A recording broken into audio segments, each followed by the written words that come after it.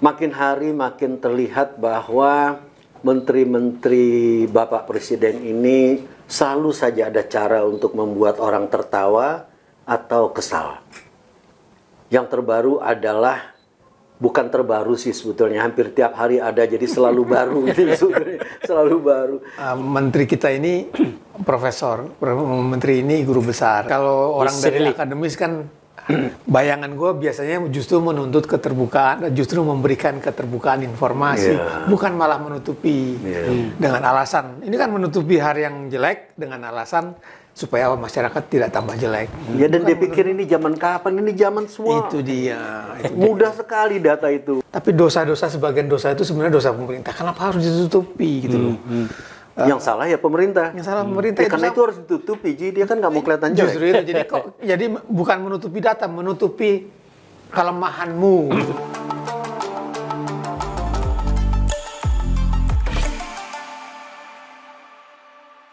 Assalamualaikum warahmatullahi wabarakatuh. Pak Presiden Nugroho F. Yudho, Didus Supriyanto, Haris Jauhari. Makin hari makin terlihat bahwa menteri-menteri Bapak Presiden ini selalu saja ada cara untuk membuat orang tertawa atau kesal.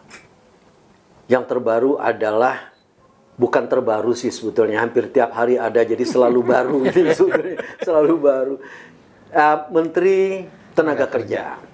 Menteri Tenaga Kerja menyatakan jangan membuka data tentang PHK. Data tentang karena PHK. Akan membuat orang makin pesimis. Membuat orang makin pesimis. Kan tugas dia justru bikin optimis. Bukan menutupi orang yang di PHK, Ji, angkanya. Tugas dia justru menyediakan lapangan kerja. Yang gua agak ini adalah menteri kita ini profesor, menteri ini guru besar kan. Iya. ITB ya? IPB ya?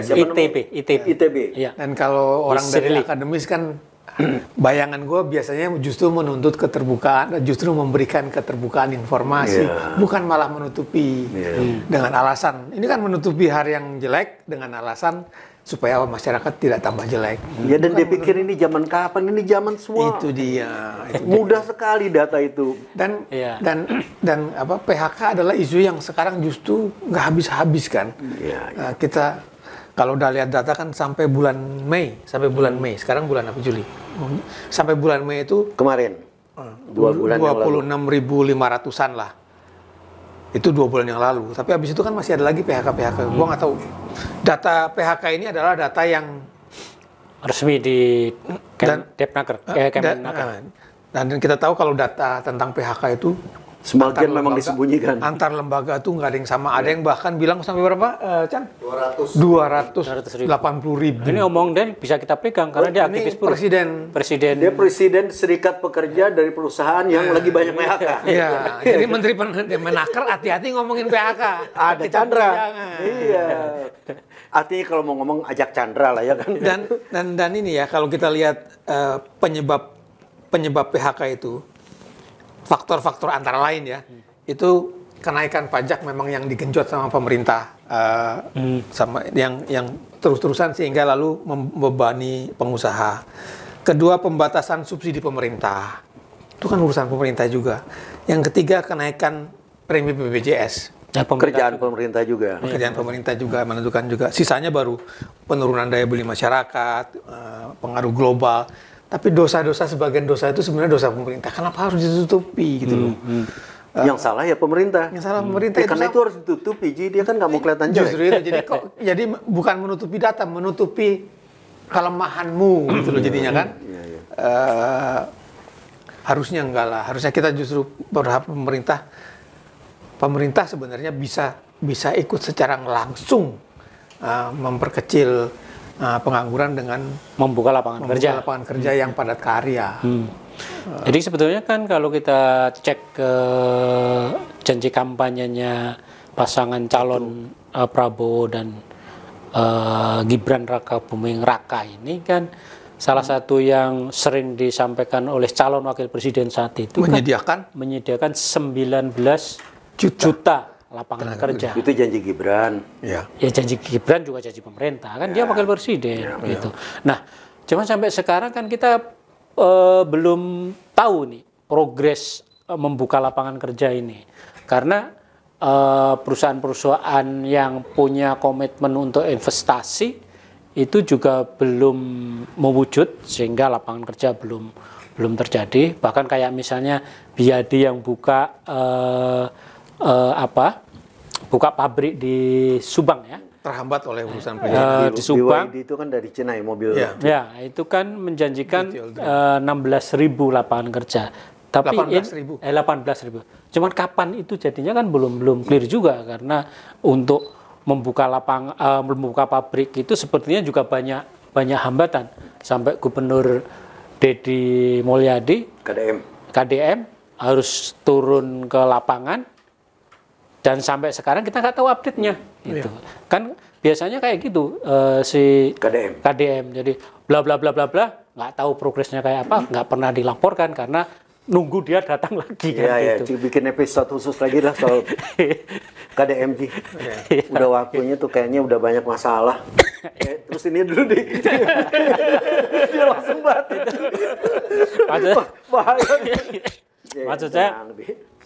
Maksud saya memang pemerintah tidak perlu malu menutupi ini. Jadi jangan ditutupi lah.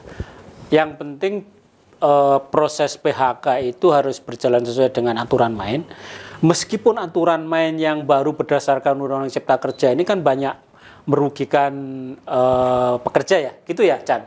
Ya gitu. Tapi yang sudah ada ini saja diterapkan itu sudah cukup bagus. Yang terjadi kan karena memang perusahaan ini tidak memiliki daya kemampuan untuk katakanlah ngasih pesangon dengan baik dan lain-lain, maka proses PHK ini juga gak berjalan lancar. Padahal menjadi tugas Kemenaker untuk menjaga ini. Lucunya tuh kadang-kadang pemerintah atau Menaker itu melarang pengusaha untuk melakukan PHK. Nah, PHK-nya lalu orang udah rugi gitu loh. Perusahaan udah mau bangkrut, lu larang PHK terus dia mau bayar pakai apa gitu. Jadi nggak tepat. Treatmentnya pemerintah juga nggak pas gitu loh. Ya, jadi tidak hanya merugikan pekerja tapi juga merugikan pengusahanya gitu. Jadi serba repot memang, apalagi kalau datanya ditutupi gitu. Ya, itu kan bertentangan dengan keinginan Pak Prabowo menciptakan pemerintahan dengan prinsip good government. Di sisi lain kan biasa nih para pekerja-pekerja terutama yang sudah senior ya, kalau pekerja baru misalnya usianya di bawah 30 kan dia masih gesit untuk mencari tempat lain. Tapi yang usianya sudah 50 atau 45 itu kan dia biasanya lari ke sektor informal kan, bikin bisnis apalah, gorengan lah apa itu. Ada juga yang wartawan, redaktur politik, hukum, pensiun, buka restoran. Nah, Mama D namanya. Gue nungguin mau kemana tuh gua.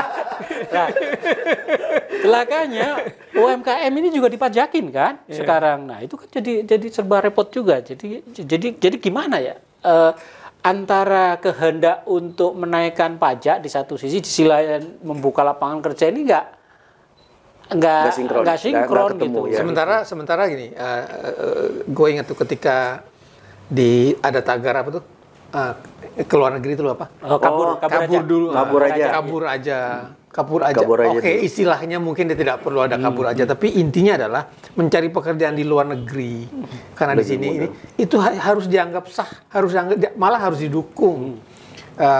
Itu bukan hal yang memalukan gitu loh, bekerja di luar negeri itu. Itu bukan seolah-olah kan ditanggapinya bahwa itu ngapainlah keluar di sini aja nganggur daripada keluar kerja kan gitu jadinya. Iya. Ya, aneh jadi reaksi pemerintah. Dan ada yang sinis juga, lu keluar aja Gi, jangan balik. Iya. Itu kan konyol. Ya kalau kita kemarin buka data kan 10% lulusan sarjana, orang-orang yang kuliah ya baik D1, D2, D3, D4, S1, S2, S3. Itu kan 10% jadi nggak kerja, nggak dapat kerja gitu. Artinya kan kita sekarang jadi kemarin bilang ya udah kalau gitu nggak usah kuliah, kuliah tinggi sekolah habis itu nganggur juga. Jadi serba repot. Pada saat yang sama wakil presiden selalu bilang AI. Kalau itu jalan beneran kan mengurangi makin banyak. iya Iya. gitu seperti itu. Dan itu jadi bercandaan yang sama sekali tidak kita harapkan, Ji, urusan Wapres ini, Ji. Polisi mau pakai robot humanoid lah, robot anjing lah, itu makin nanti polisi juga nganggur jadinya. Salah juga. Iya. Itu banyak masalah di situ juga kalau kita satu bab sendiri itu. Iya, iya. Enggak, memang yang 19 juta itu jadi bercandaan. Janji Wapres itu. Jadi orang-orang itu sekarang bilang, wah kan sudah dibuka lapangan kerja. Buktinya PSK banjir di IKN. Ya jangan begitu-gitu amat lah ya kan. Ya, memang 19 juta itu belum terbukti, tapi jangan begitu-gitu amat lah ya kan. Tapi itu kan bentuk dari keputusasaan orang. Jadi orang makin hari makin banyak menyindir pemerintah, Ji. Ya, itu terjadi karena IKN yang sudah istana negaranya yang sudah katakanlah 75% jadi nggak ditempati gitu loh. Wapres nggak berkantor di sana. Wapres ya. Makanya lebih baik ngantor di sana. Iya. Kita balik ke soal tenaga kerja. Ini kan soalnya ada beberapa soal. Kalau menurut gua dari pembicaraan ini, pertama memang faktanya kita kesulitan menciptakan lapangan pekerja baru, lapangan kerja baru itu fakta. Kedua, ketidakmampuan para menteri menyelesaikan persoalan ini, itu kedua. Ketiga, justru kemudian bagaimana para menteri ini menutupi ketidakmampuan dia dengan kata-kata yang justru merusak. Ya kan kayak Menaker mengatakan janganlah diekspos itu membuat orang pesimis kalau begitu banyak berita-berita tentang PHK. Loh, kenyataannya memang PHK yang terjadi. Kenapa? Dan menutupi itu kan sama dengan lu bertentangan dengan keinginan Pak Prabowo menciptakan pemerintahan yang baik dan dapat dipertanggungjawabkan, kan begitu. Dan ini memang gua rasa urusan pekerjaan menteri ini betul-betul Pak Presiden ini memang mesti harus kasih perhatian yang cukup ketat lah, Ji. Kemarin itu Dudut itu kirim berita, Ji. Iya, Dut. Menteri Rini, Menteri Pan RB itu ikut pameran foto. Lu bayangin di Ratu Plaza. Salahnya apa? Salah dong, Ji. Pameran foto gini nih, salah yang sedikit yang kecil-kecil aja ya. Seorang menteri ikut pameran foto. Lalu membuka pameran itu. Nggak ada hubungannya dengan pekerjaan dia sebagai menteri Pan RB. Pan RB itu penertiban aparatur negara dan reformasi birokrasi. Lu beresin dulu urusan lu, baru hobi. Ini kan hobi. Dudut membela lagi. Hobinya Ibu Rini itu memang fotografi. Ya, lu jangan jadi menteri. Kalau lu jadi menteri, urus pekerjaan lu sebagai menteri. Lu datang meresmikan, gue tanya Dudut, datangnya sendiri apa sama staf? Kalau sudah sama staf itu negara. Diikuti oleh Humas. Humas Pan RB, negara punya. Iya kan? Jam kerja enggak? Jam kerja. Jadi banyak kalau lu mau usut, ini yang kecilnya aja nih, belum yang lain-lain. Lu mau usut itu urusan korupsi semua nih.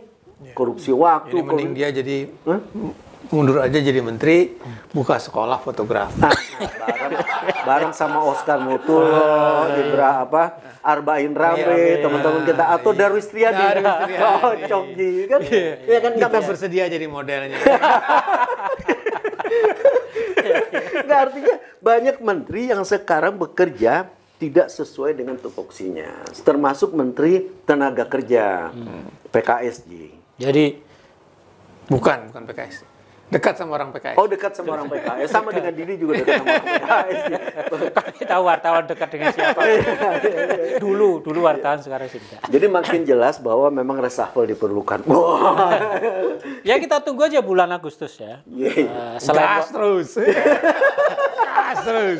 Selain wamen-wamen yang sudah dapat posisi itu, ya udah jadi komisaris saja, nggak usah jadi wamen lagi. Toh rezeki lebih banyak di situ gitu kan. Ya udah menteri-menteri yang kinerjanya nggak jelas, ya udah. Ya memang kita menginginkan, kita sampaikan ini ke Pak Presiden kan keinginan kami agar pemerintahan berjalan dengan baik, dengan efektif, dan kemudian sehingga tujuan Pak Presiden itu tercapai. Ya kan? Kan itu yang kita inginkan. Oh iya, jelas itu. Kita bikin ini kan memang untuk Pak Presiden. Pak Presiden. Iya gitu, kan. ya. acara ini aja kita dedikasikan untuk Pak Presiden. Betul. Iya. Kita biayai sendiri dan segala macam. Bahkan Chandra apa yang nggak kerja dikit lagi terancam dipecat dia. Supri juga tuh. Pensiun pensiun. Supri mau pensiun. Yang lain Dudut sudah selesai lah. udah. Sama Dut, kita udah selesai dengan diri sendiri. Pak Presiden, demikianlah, terima kasih. Wabillahi taufiq wal hidayah. Wassalamualaikum warahmatullahi wabarakatuh. Waalaikumsalam.